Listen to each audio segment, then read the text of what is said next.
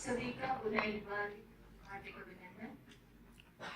आज हमारे बीच मौजूद है सांसद पूर्व वित्त मंत्री कांग्रेस के वरिष्ठ नेता पी चिदम्बरम साहब, प्रदेश के प्रभारी महासचिव श्री अविनाश पांडे जी, सांसद श्री राजीव गौड़ा जी, गिरिराज गर्ग जी, सुरेश चौधरी जी, स्वर्णिम जी।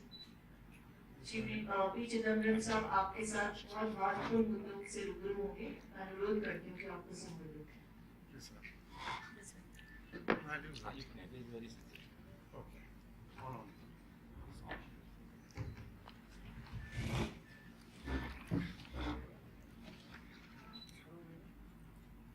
Good afternoon to all of you.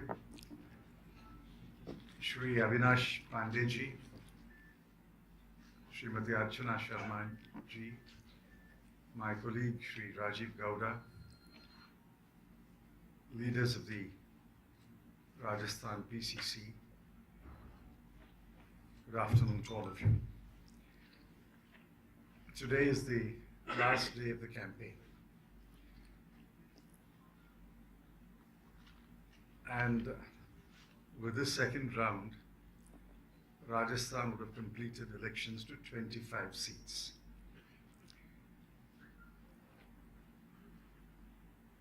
At the end of 4 phases of elections, polling had been completed to 375 seats. I'm going to stick my neck out and make a prediction. You can check the prediction whether it's come right or not after the election results are declared. I'm going to stick out and make my prediction. At the end of 4 phases of elections, the Congress and its allies are ahead of the BJP and its allies. Let me repeat that. The Congress plus its declared allies are ahead of the BJP and their declared allies. At the end of the 5th round, 5th phase, which is day after tomorrow, we are confident that our alliance will still maintain a lead over the BJP's alliance.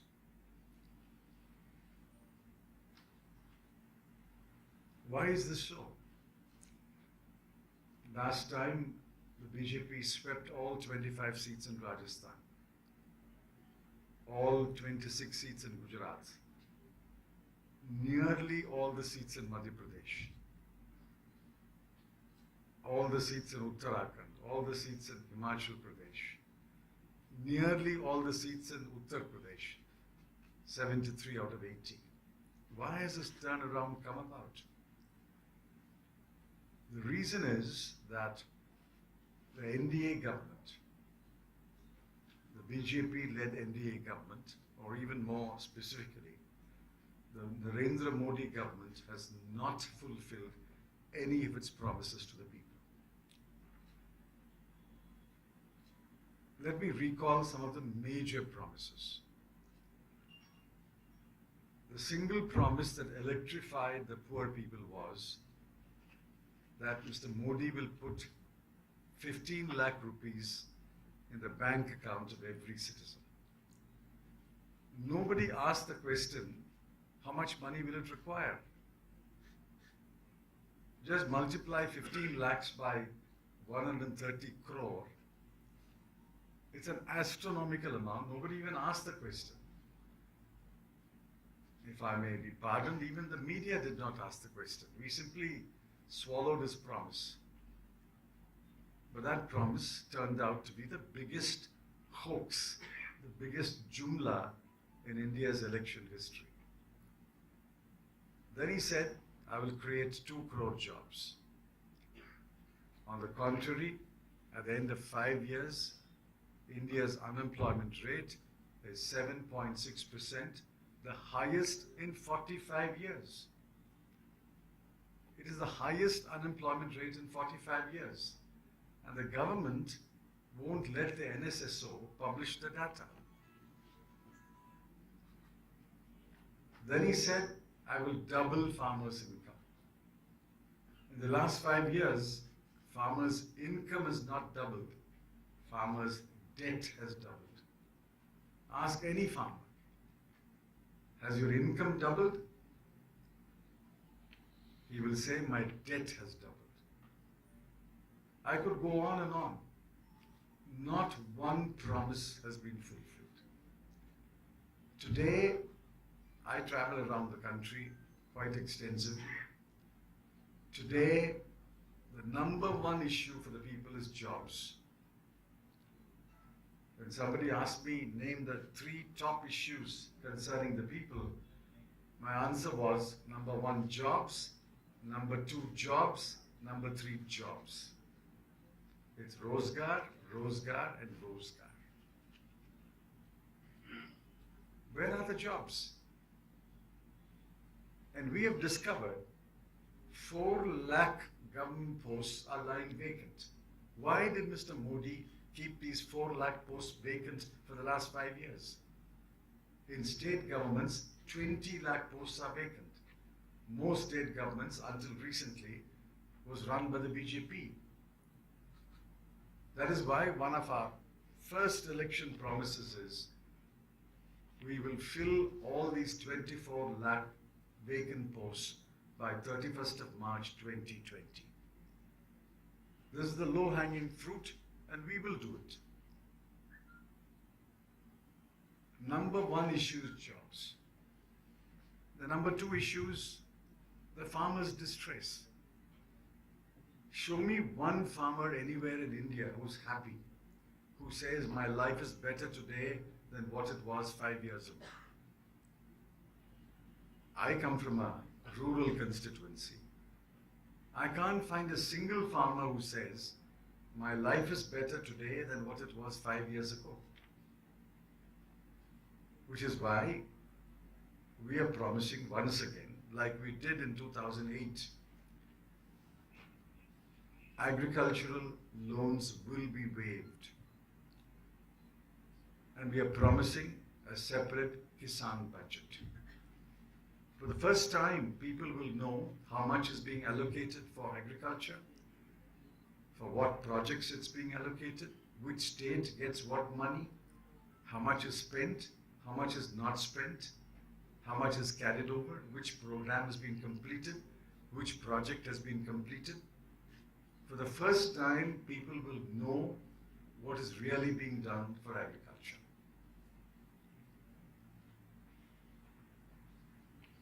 We are promising that if a farmer defaults on a loan, he will no longer be jailed.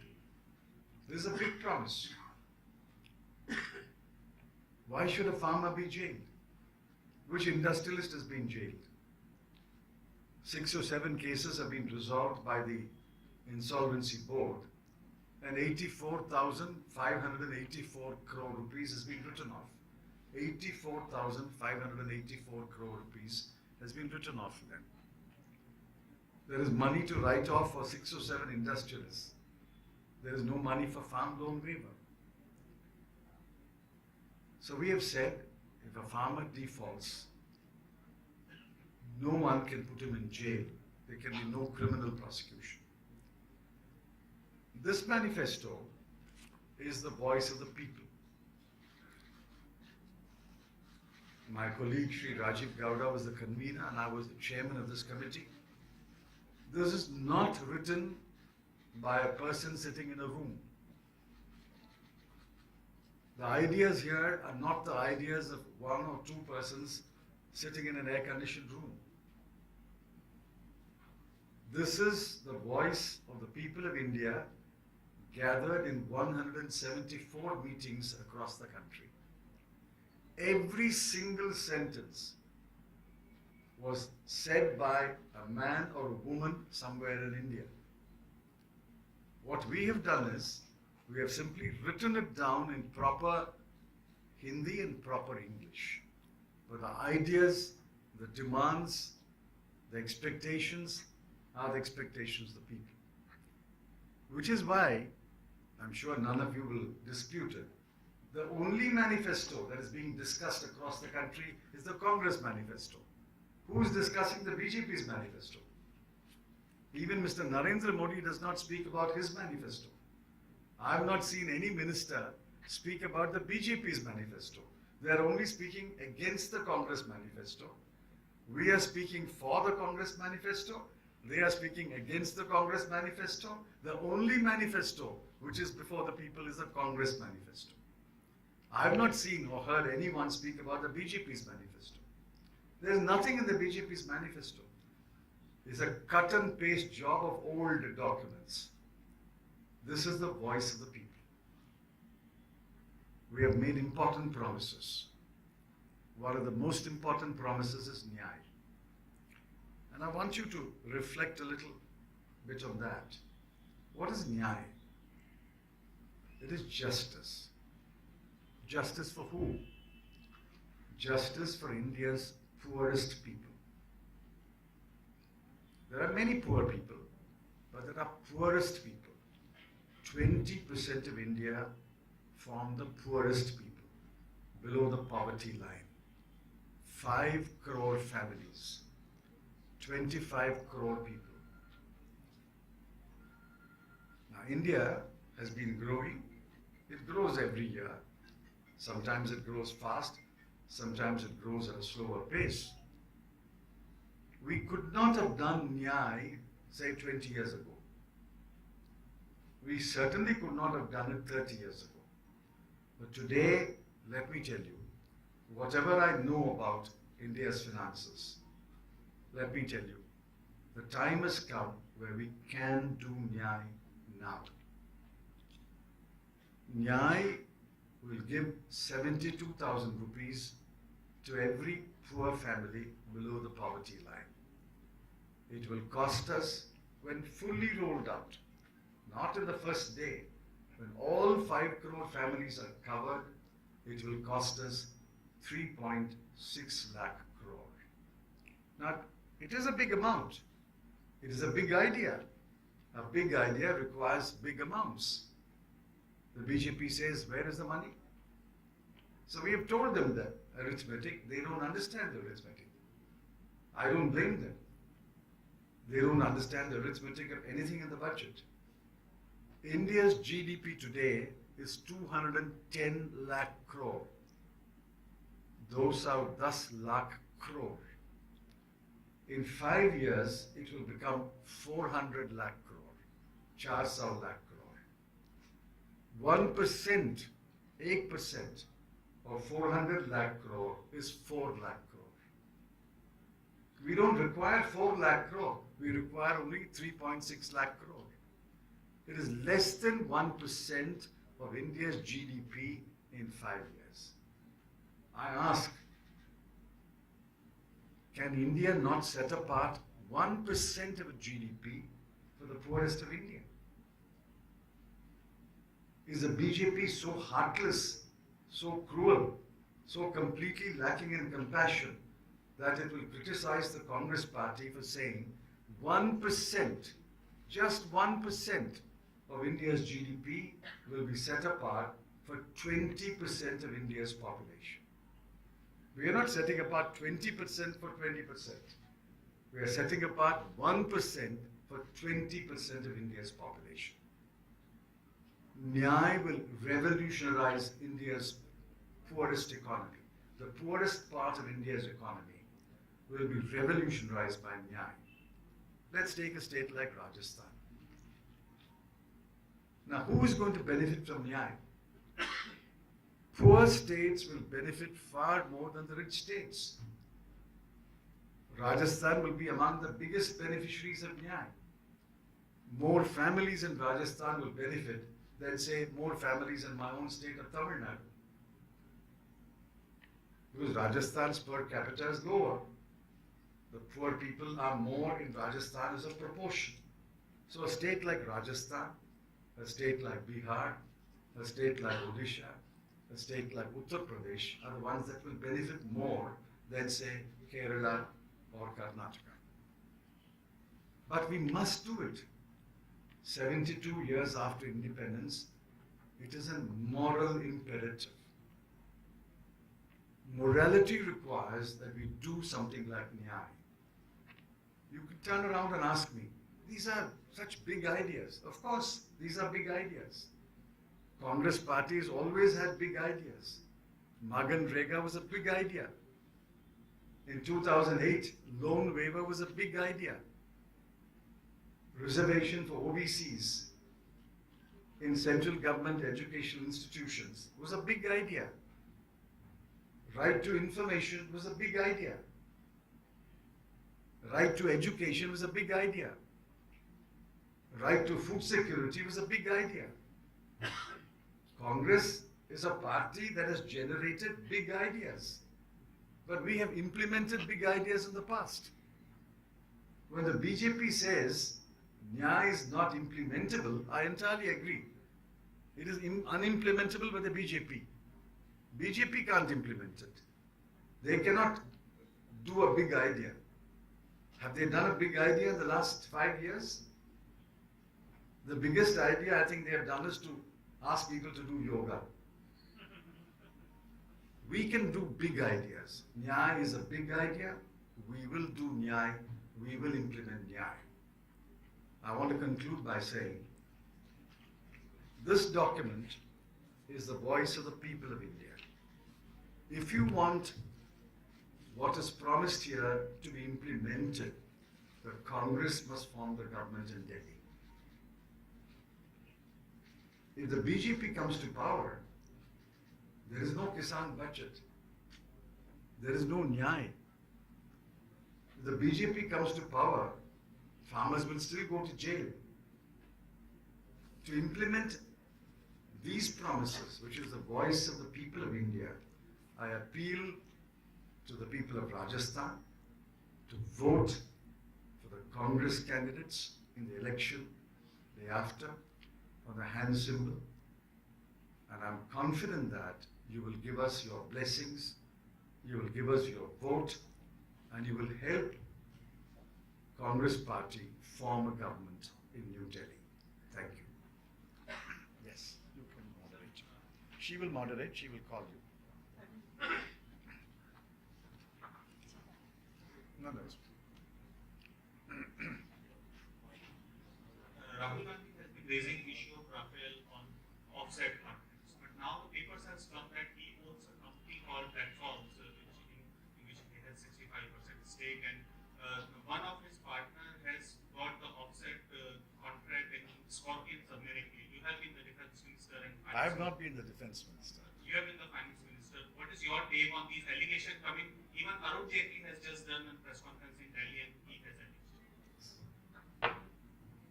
You use a right word. It is an allegation. This question was put to Mr. Rahul Gandhi today in the morning at Delhi. He has given a categorical answer, and let me repeat the answer. He said, let them investigate anything.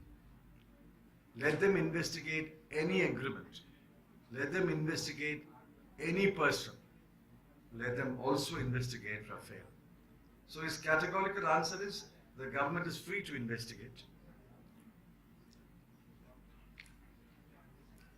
Yes.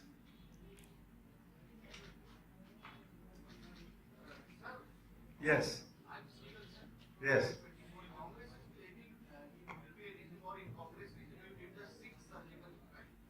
Yes.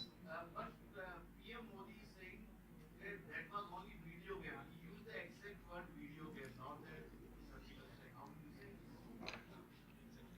We did not say for the first time that we did 6 surgical strikes. It was said by General Bikram Singh, Chief of Army Staff, on December 23, 2013. Let me repeat it for your cameras. On December 13, 2013, General Bikram Singh, Chief of Army Staff, gave the dates and the places. If Mr. Narendra Modi is saying that these are video games, is he saying that General Bikram Singh and other generals were playing video games? Mr. Modi is insulting the Indian Army. The Indian Army is not anyone's property. The Indian Army belongs to the whole of India. And the Chief of Army Staff has said that these are the 6 dates on which Indian army crossed into Pakistan territory and attacked Pakistan outposts. The Prime Minister has also said in his Seeker speech that forms are being filled for this Nyaya scheme you have just described, and it has photos of local candidates and also. How do you respond to these kind of allegations? See, Nyaya is our promise. So we are distributing pamphlets saying if we come to power, Nyaya will be implemented. Now somebody can always print a fake pamphlet and distribute it as Congress Party's pamphlet. We are entitled to go to the people and distribute door bills, handbills, house to house saying if we come to power, we will waive the loans. If we come to power, we will implement Nyaya. What is wrong with that? Sir, one more PM is alleging that you don't have, means Congress do not have that much of heart to prize that they brought up Masood Azhar India. Even Rahul Gandhi also not said anything about that, and you don't want to give credit to. All right. I'll answer your question. Before we come to Masood Azhar, who got Hafiz Saeed named as a global terrorist? Have you forgotten the name of Hafiz Saeed? Have you forgot Lakwi? Two people were named as global terrorists when the Congress was in power. Okay? So Masood Azhar is not the first person. There was Hafiz Saeed and that Ziaul Lakwi. Now we come to Masood Azhar. Where was Masood Azhar in 1999? He was in an Indian jail. Who released him? Mr. Narendra Modi's memory fails him often. Who released Masood Azhar in 1999? Who put him in a plane and treated him as a special guest and delivered him in Kandahar? It was the BJP government. If Masood Azhar had not been released in 1999, he would still be in prison today. You release him in 1999. We start the process in 2009 for naming him as a global terrorist. I was the Home Minister at that time. We started the process in 2009 to name Masood Azhar as a global terrorist. 10 years later, the process is completed. Mr. Modi is only talking about the last scene of the story. It's like going to a movie and looking at only the last scene. What about the earlier scenes? Who released Masood Azhar? Let Mr. Modi answer that question. We have said, and I have said, that the process was started in 2009 and we are happy that the process has concluded in 2019. I've already said that. Your question. No, you can ask in Hindi, I don't mind. Ask your questions in Hindi. I will, of course, answer in English.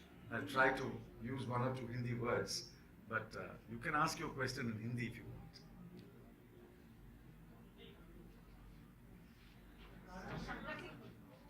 Yes.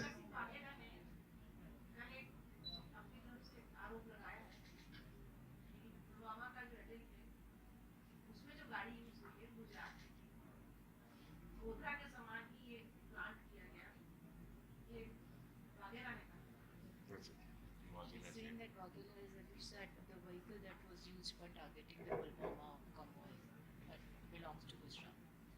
Well, I don't know about that, so I can't comment.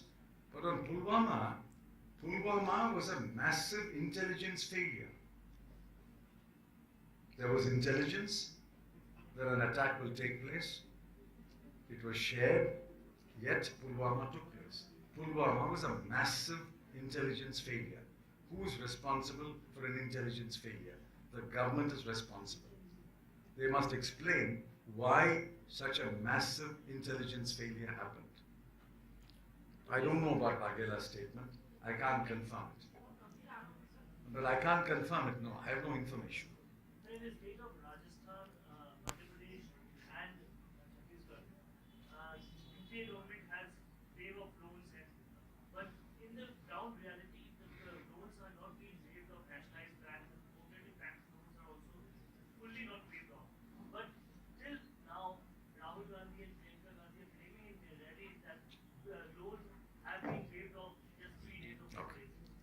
I'll explain.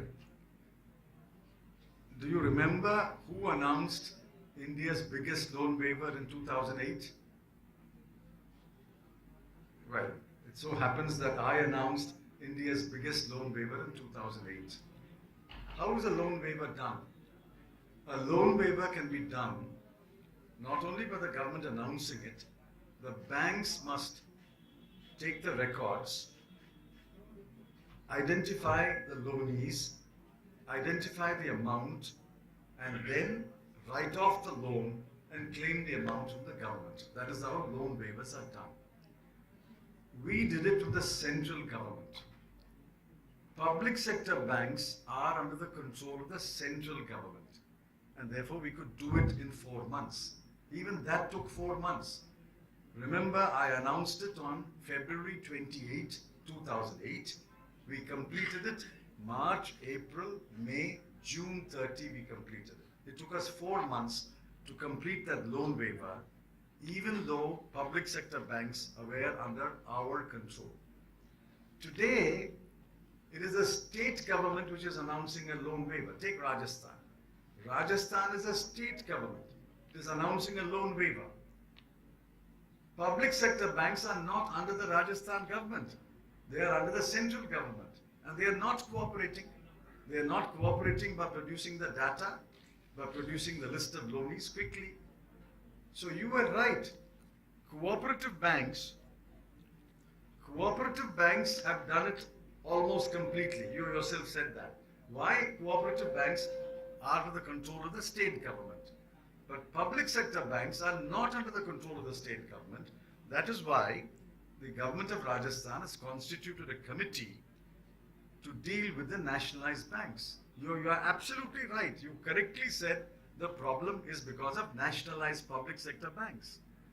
It will take time, but let there be a central government in Delhi on May 24. All public sector banks will do it within a few days. आपने prediction किया कि देश में UPA सरकार बनेगी। No, I said at the end of 4th round, we are ahead. And at the end of the 5th round also, I said we will be ahead. कुल कितनी सब सीटें मिलने की संभावना है कांग्रेस को देश में और राजस्थान में? How many seats are we claiming? I can't give a number. All I can say is what I have. No, what the data I have. The data I have says Congress plus allies are ahead of the BJP plus allies. We'll have to wait for the 5th round, 6th round, and 7th round. Yes. If Congress wins the election, means Congress plus allies win the election. Mr. Rahul Gandhi said it many times, he said it today also. All the leaders will sit together and decide who should be Prime Minister. All the leaders will sit together and decide who should be Prime Minister. And we will tell the media immediately. Yes. Yes. Quiet, please.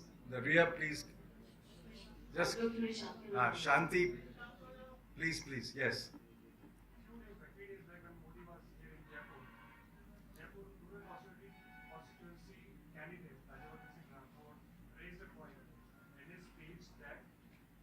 Congress government is saying a lot about loan waivers of farmers, but on the other side, there are posters on the walls of farmers' house auctioning their house. So this is a fake claim. There is no such evidence. Show me one instance of a farmer whose house has been auctioned. I will speak to Mr. Gehlot to see whether it's true or not. It must be a fake news. If it is true, it will be stopped within 1 hour. No house of any farmer is being auctioned. We have made a promise. No farmer can be sent to jail for defaulting on a loan. Are we fools to auction a farmer's house? I mean, you must credit the Congress party with some intelligence. Point was raised by the BJP cabinet. What else will he say? He has to say something. About farmers, he has nothing else to say except to spread fake news. Why doesn't he spread some positive news about farmers? That's completely fake news. Any more questions? Yes? Okay, Dhanyavad. Thank you very much. I hope all of you will vote for the Congress Party. Thank you.